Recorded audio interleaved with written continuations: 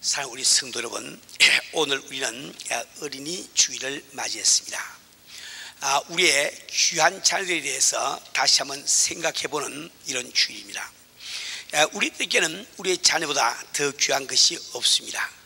자녀야말로 하나님께서 우리들에게 허락하신 가장 귀한 선물입니다. 그래서 신명기 시편 127편 3절 말씀에는 다음과 같이 기록이 있습니다.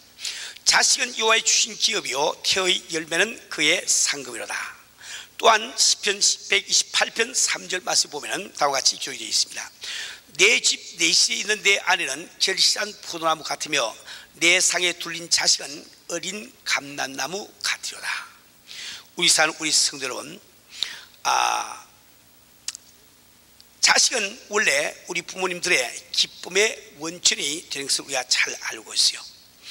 그런데 그 귀한 자식도 우리가 잘 기르면 끝까지 우리 기쁨의 원천이 되지만은 우리가 자녀 교육에 무관심하거나 혹은 잘못 교육을 시키게 되면 우리 자녀들은 영원히 참 부모의 가슴에 고통의 원천이 됨을 우리는 잘 알고 있습니다. 그래서 우리는 자녀 교육에 보다 더 관심을 가지고 올바른 지식을 가지고 우리가 자녀 교육에 임해야 되겠습니다. 뿐만 아니라 자식은 우리의 자식이 이전에 하나님의 자녀라고 성경은 말씀을 하고 있습니다. 우리의 자녀들은 바로 하나님께서 우리들에게 맡기신 선물이요, 우리 부모들은 하나님의 자녀를 맡은 청지임을 잘 기억하기를 바랍니다.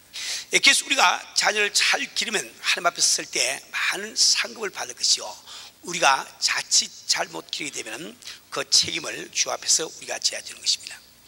이토록 자녀 교육이 우리들에게 중요하기 때문에 지난 주일부터 자녀 교육에 관심을 갖자라는 제목으로 연속 설교를 하고 있습니다.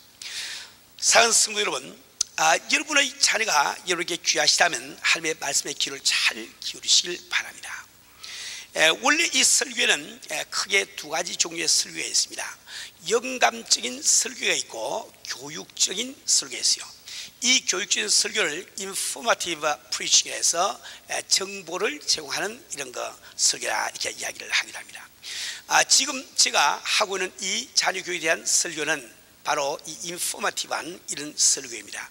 그러면 여러분들은 마치 강의실에서 강의를 듣는 마음으로 차근차근히 들으시면서 마음속에 잘 이해하시고 새겨두셔야 됩니다. 우리 사는 우리 성도 여러분, 우리가 자녀 교육을 생각할 때 제일 먼저 알아야 되는 것은 자녀에 대한 우리 부모의 역할입니다. 그런데 우리가 부모의 구실을 다하기 위해서 우리에게 가장 좋은 본이 되는 것은 무엇인가? 그것은 바로 우리 하나님이세요. 하나님은 바로 우리 영의 아버지로서 우리가 어떤 부모가 되어야 되는지 우리에게 본을 잘 보여주시고 계십니다. 하나님은 과연 우리에게 무엇을 해주시는 하나님이십니까? 그분은 바로 우리로 올바른 길, 생명의 길로 인도하시는 지도자시요, 그분은 또한 우리의 필요를 충족시켜 주시는 공급자시요, 그분은 또한 우리의 잘못을 조정하시고 시정하시는 훈련자시며 우리를 통하여 자녀들에게 하나님에 대한 올바른 인상을 심어주기를 원하시는 그런 분이십니다. 사랑하는 성도 여러분, 그래서 지난주 우리 설교에서 부모님이 지녀야 되는 4가지 역할에 대해서 말씀을 드렸습니다. 우리는 지도자로서의 부모의 구실을 다하고, 공급자로서의 구실을 다하며, 훈련자로서의 부모의 구실을 제대로 하며, 또 하나님의 모형으로서의 구실을 해야 된다고 말씀을 드렸습니다. 이 4가지는 우리 부모 되시는 여러분들이 마음속에 꼭 새겨두시길 바랍니다. 첫 번째가 지도자요, 두 번째가 공급자요, 세 번째가 훈련자요, 네 번째가 하나님의 모형. 다시 한 번 더, 지도자, 공급자, 훈련자, 그리고 하나님의 모형, 이렇게 기억을 하시면 되겠어요. 그렇기 때문에 이 자녀에 대한 관심을 갖자 이 설교는 비록 육신의 부모인 우리들에게만 필요한 것이 아니고, 여러분들이 목회자로서 목회를 하거나 혹은 교구장 구역장으로서 구역원을 다스리거나, 여러분들이 성가대 지휘를 하면서 지휘자로서 일을 한다거나, 혹은 교회 장로로서 양떼들을 거느리거나, 모든 데 다 적용되는 이런 말씀이 있어요. 그래서 여러분이 잘 말씀을 들어보시고 내가 교회 사는 역할도 잘 감당하는 여러분 되시를 주님을 축원합니다. 우리 사는 우리 성도 여러분, 저는 지난번에 첫 번째 분야인 지도자로서의 부모의 역할에 대해서 설명을 하다가 중도에서 끝이 났어요. 지도자로서의 부모의 역할을 다하기 위해서는 4가지를 말씀드리기를 원했는데 지지난주에 2가지만 말씀을 드렸습니다. 첫 번째는 우리가 자녀를 지도할 때 지도 원리를 잘 설정해야 된다. 두 번째는 우리가 지도하는 자녀들을 잘 이해해야 된다, 이렇게 말씀드렸어요. 그 2가지에 대한 설명은 지지난주 설교문을 참조를 하시길 바랍니다. 오늘은 시간 관계 때문에 되풀이를 하지 않겠어요. 오늘은 지도자로서의 부모가 알아야 되는 3번째 사실을 말씀을 드리길 원합니다. 우리 부모님들이 자녀들을 잘 지도를 하기 위해서는 지도하는 목표를 확실하게 설정하시고 그 목표에 대한 뚜렷한 그림을 내 마음속에 품으셔야 됩니다. 우리 성도 여러분, 우리는 신앙생활을 하거나 혹은 사업을 하거나 혹은 자녀 교육을 하거나 우리가 뚜렷한 고를 정하고 그 고에 대한 확실한 그림을 우리 마음속에 품다는 것은 얼마나 중요한지 모릅니다. 우리가 신앙생활이나 사업에서 성공하지 못할 때 많은 다른 이유들도 있겠지만 공통적인 가장 중요한 원인은 여러분들은 사업을 하면서 사업하는 그 종국적인 고울의 그림을 갖지 않고 사업을 합니다. 여러분들이 신앙생활을 하면서 내 신앙생활의 종국에 내가 어디에 일해야 되는지 그 고울에 대한 확실한 그림이 없이 우리가 신앙생활을 하기 때문에 실패를 하게 된다 말이에요. 우리 성도 여러분, 우리가 정말 이루어야 될 그 고울에 대한 뚜렷한 그림을 가질 때 우리는 성공할 수 있는 확률이 더 높아지는 것을 깨달아야 됩니다. 왜 우리는 그러한 그 고울에 대한 확실한 그림을 가질 때 성공률이 더 많아지는 거, 제가 몇 가지 간단히 설명을 드리려고 합니다. 제일 첫째로 뚜렷한 꿈이 있을 때 바로 우리 인간 속에 있는 잠재의 능력이 밖으로 나와서 내 주변 환경을 변화시키고 나의 주변에 있는 사람들의 마음을 변화시켜 주기 때문에 그렇습니다. 두 번째는 강한 그림이 있는 사람, 그 사람은 강한 동기를 부여받습니다. 몇 번 말씀드렸지만은 우리가 이 생을 살아가면서 세상 일에도 성공하는 사람들이 있어요. 그 성공하는 사람들의 공통점이 무엇인지 여러분 가만히 한번 생각해 보세요. 그것은 바로 그들 속에 있는 강한 동기입니다. 강한 동기가 있는 그 사람은 성공할 확률이 그만큼 높은 거예요. 그런데 우리가 고울에 대한 확실한 그림이 있을 때 그 그림은 우리들에게 그 일을 해야 되는 동기를 우리에게 부여해 준다 말이에요. 세 번째로 뚜렷한 그림은 방법을 발견하는 현명의 구실을 하고 있습니다. 모든 세상 일에는 그 일을 할 수 있는 방법이 있는 거예요. 단지 우리가 그 방법을 발견하지 못하기 때문에 우리는 실패자로 끝나게 되고 마는 거예요. 모든 일에 방법이 있다는 것은 어떤 한 가지 물품이 발명되면 그 이상은 없을 것 같은데 또 시간이 지나면 또 다른 물품이 또 나온다 말이에요. 우리가 참 경기를 하더라도 어떤 세계 기록을 세우면 더 이상 기록이 안 나올 것 같은데 계속해서 기록은 자꾸 갱신되어 가는 것을 우리는 잘 알고 있단 말입니다. 우리 성도 여러분, 우리가 정말 도달하고자 하는 그 목표에 대한 뚜렷한 그림을 가질 때 비로소 여러분 주변에 참 절비하게 널려있는 그 방법들을 발견을 하게 되는 거예요. 네 번째로 그거에 대한 뚜렷한 그림은 바로 장애물을 뛰어넘게 하는 원동력이 되는 것입니다. 실패자나 성공자나 똑같이 그 앞에 장애물은 놓이지만 실패자는 그 장애물 앞에서 주저앉아버리니까 실패자가 되고 마는 것이요, 성공자는 그 장애물을 뛰어넘어가기 때문에 성공자라는 것을 우리는 잘 알고 있습니다. 무엇이 장애물에도 불구하고 뛰어넘어갈 수 있는 힘을 줄까요? 그것은 목표에 대한 뚜렷한 그림, 그 영롱한 그림이 우리에게 그 힘을 주는 거예요. 다섯 번째로 가장 중요한 것은 우리가 그 목표에 대한 뚜렷한 그림이 있을 때 우리는 하나님 앞에 강청하는 기도를 할 수가 있습니다. 즉 기도를 하는 그 요인이 될 수가 있단 말이에요. 또 응답 받을 때까지 믿음을 지켜나가는 기본적인 요소가 되기도 합니다. 우리 성도 여러분, 그렇기 때문에 이 성경 말씀은 우리가 자녀들을 가르칠 때 막연하게 가르치지 말고 뚜렷한 그림을 가지고 가르치라고 말씀을 하고 있습니다. 잠언 22장 6절 말씀에 보면 마땅히 행할 길을 아이들에게 가르치라. 그리하면 늙어도 그것을 떠나지 아니하리니. 다시 우리가 자녀를 가르칠 때 막연히 가르치지 아니고 우리가 마땅히 행할 길을 먼저 알고 그것을 자녀에게 가르치라고 말씀을 하고 있습니다.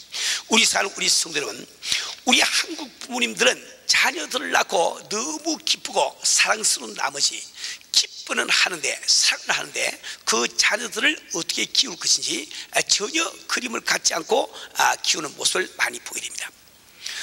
아이들이 많은 사람들 있는 곳에서 조용하기를 바라면 그 아이를 가졌을 때부터 그 아이가 참 여기 대중 앞에서 조용히 하는 그림을 그리세요. 그 그림을 뚜렷이 그리는 사람은 어떤 방법으로든지 무리하지 않고 그 아이를 그렇게 교육하는 것을 알게 된단 말이에요.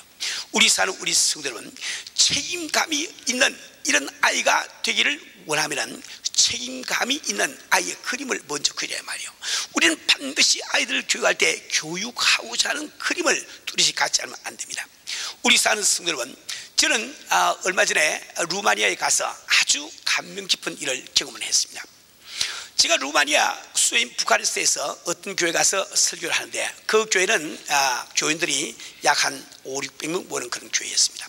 그 교회는 새로운 건물을 신축을 하고 있는데 교회 건물을 신축을 하고 있는데 지금 중간쯤 만들어져서 생추어리 예배 보는 데는 이렇게 내장을 하지 않고 그냥 이렇게 웨빙만 쌓여서 그 안에서 예배를 볼 수가 있는데 다른 그 방들은 아직 완성이 되지 않아서 조그마한 이런 방에서 학생들이 약 한 75명이 아주 유치원 학생들부터 고등학교 학생까지 한꺼번에 모여서 이렇게 예배를 보더라고요. 근데 75명이 한 자리에 모여서 예배를 보는데 그 2시간 동안 예배를 보고 성경 공부를 하는데 한 아이도 꼼짝한 아이가 없어요. 아이들은 좋은 옷을 입고 참 이봉을 탁 메고 조용히 앉아가지고 참 이렇게 예배를 보면서 선생님이 시편 몇 편 하면 타르르 외우고 한다 말이에요. 우리 사는 우리 성도는 저는 그것을 보면서 큰 아주 도전을 받았습니다. 그 루마니아 아이들이 우리와 다른 피를 타고나기 때문에 그런 것이 아니에요. 그 아이들이 어떤 특별한 체질을 타고나서 그런 것이 아닙니다. 그들은 어린이 아이들은 그런 줄 알고 있단 말이에요. 부모님들이 그 확실한 뚜렷한 그림을 갖고 있으니까 아이들이 그렇게 양육되고 있단 말이에요.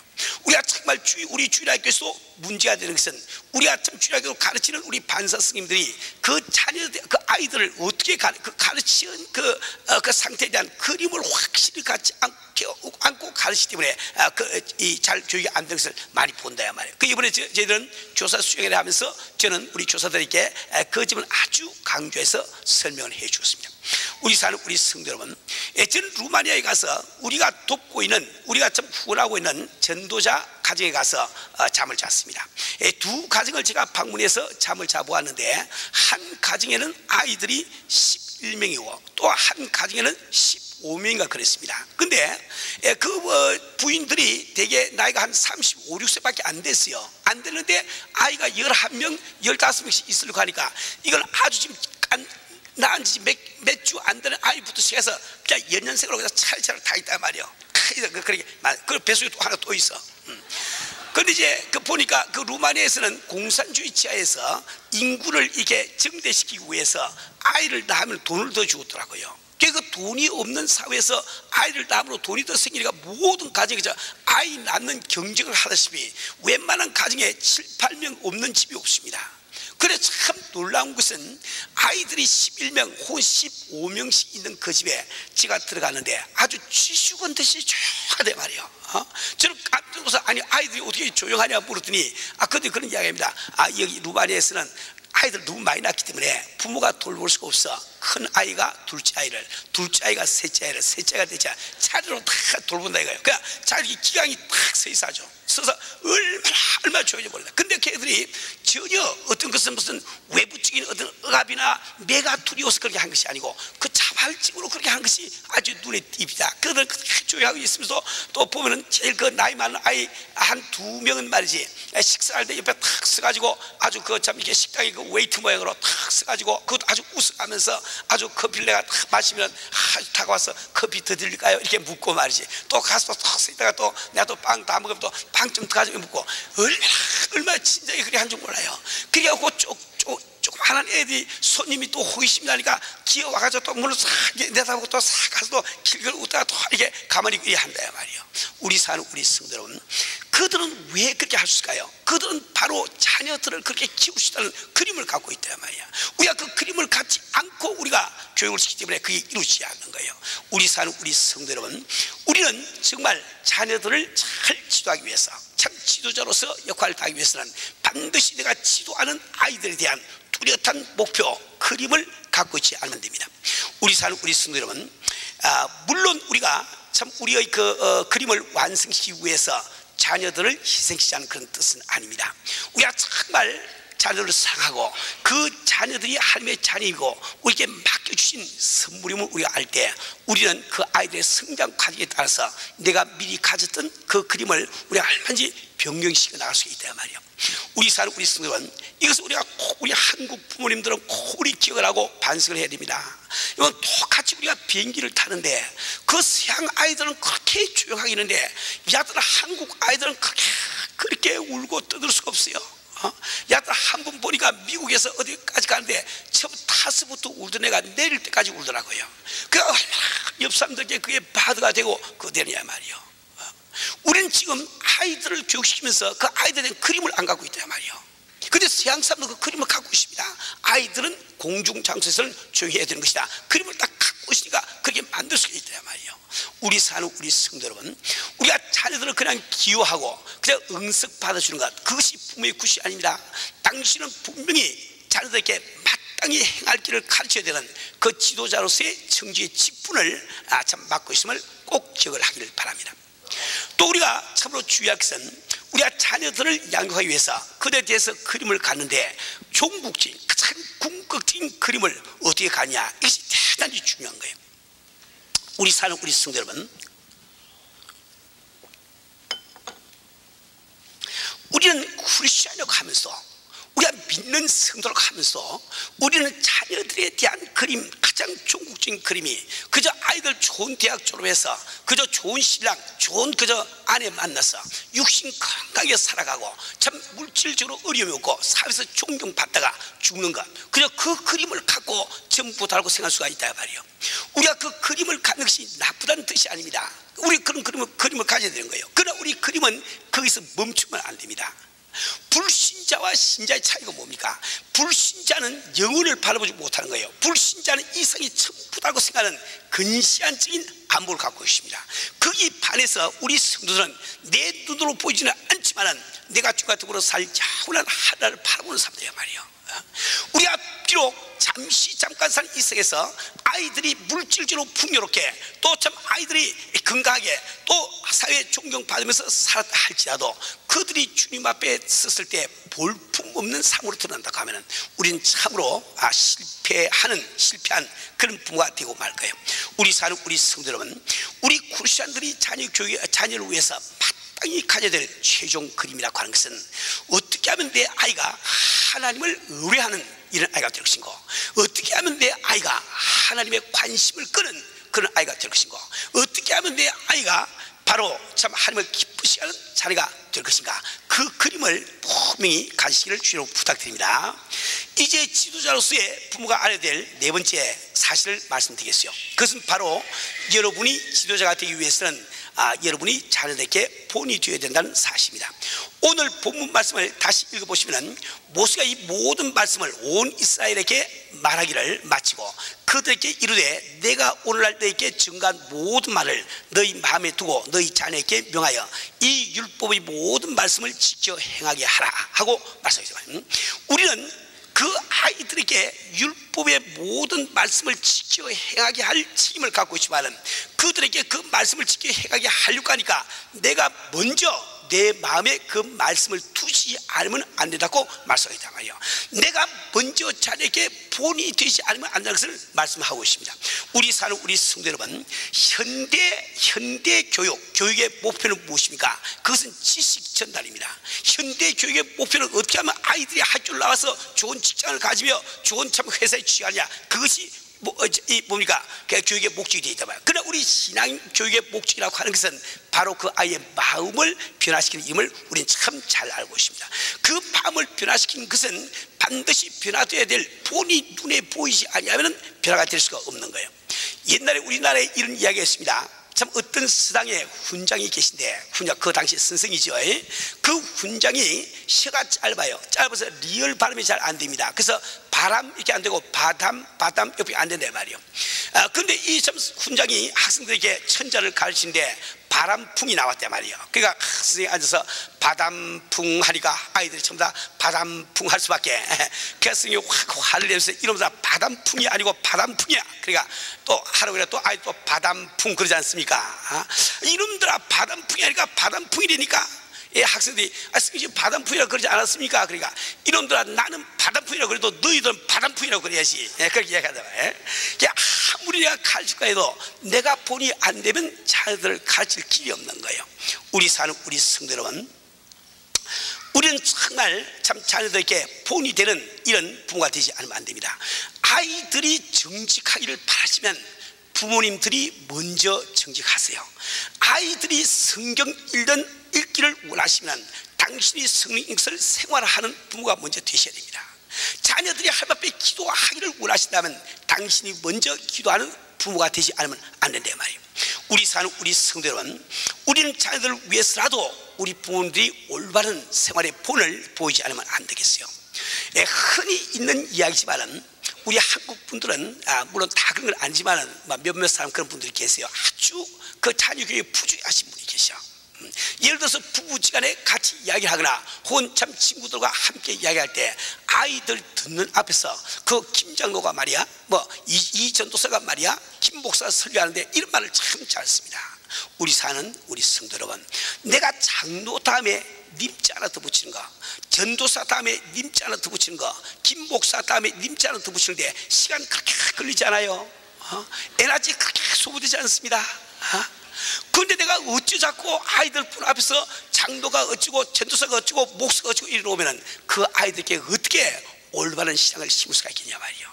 우리 사는 우리 성도 여러분, 우리는 자녀 교육을 위해서 일상생활에 조심해야 되는 거예요. 조심해야 돼요. 우리 사는 우리 성도 여러분, 제가 지도자로서의 부모에 대해서 한 가지만 더 말씀을 드리겠습니다. 바로 지도라고 하는 것은 바로 어릴 때부터, 태어날 때부터 시작이 되어야 됩니다.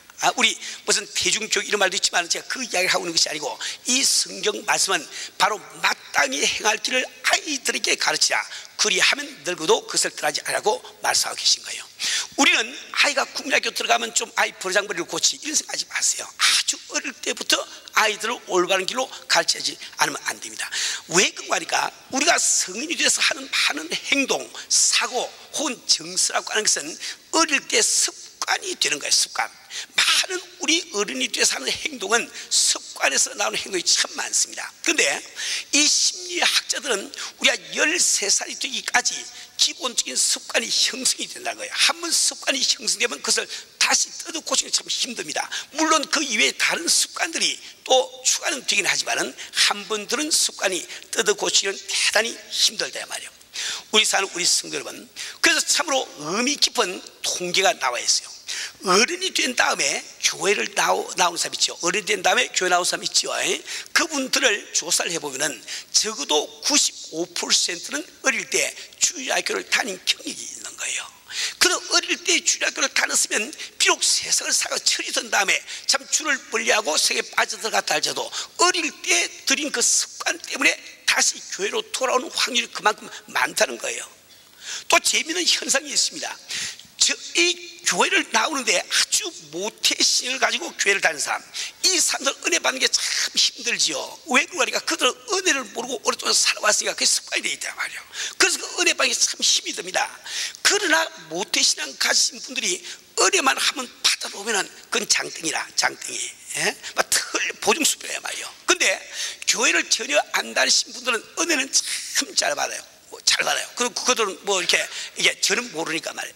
근데 은혜를 참 이렇게 받기는 잘 받는데 배경이 없는 사람, 모태신앙이 아닌 그런 사람들은 또 시험도 식은 죽 먹듯이 잘 드신다 말이야. 왜 그렇습니까? 그게 다 어릴 때 습관 탓이야, 습관 탓.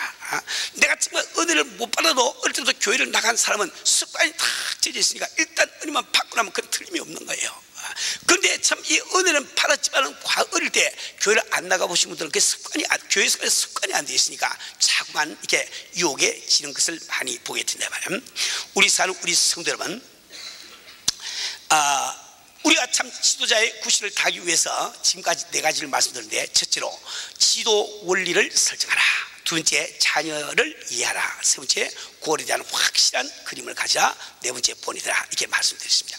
우리 사는 우리 성도 여러분, 우리는 정말 자녀 교육에 보다 올바른 관심과 지시를 가지고 우리 자녀들을 교육함으로 말미암아 우리 자녀들이 참 하나님이 원하시는 뜻대로 우리에게 영원한 기쁨의 원칙이 될 뿐만 아니라, 우리가 정말 자녀 교육도 청직으로서 사명으로 생각하시고 주 앞에 사명으로 생각하시고 열심히 감당하시다가 주님 오신 그날 큰 상급 받으실 줄로 축원합니다.